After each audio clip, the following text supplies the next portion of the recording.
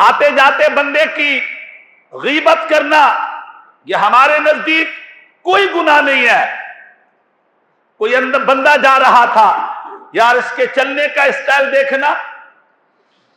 اور اسی طرح مرد اور عورت کے متعلق ہم نے اپنی شاپ پر اپنے دوستوں میں ان کے خلاف بولنا، ان کے اوپر جملے کسنے اور ان کے غیبت کرنا، تہمتیں لگانا، یہ تو ہمارے ہاں کوئی ٹینشن نہیں ہے بھائی.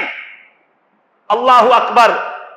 حالانکہ حدیث پاک میں ہے الغیبت اشد من الزنا.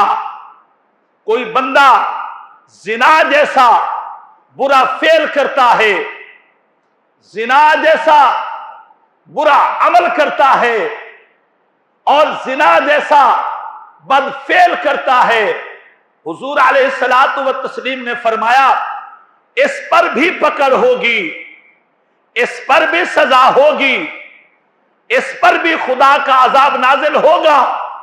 لیکن کسی کی غیبت کرنا، کسی پر تہمت لگانا اور کسی میں وہ بات نہ ہو اس کے متعلق منسوب کر دینا، فرمایا یہ زنا جیسے بدتر عمل سے بھی بدتر ہے.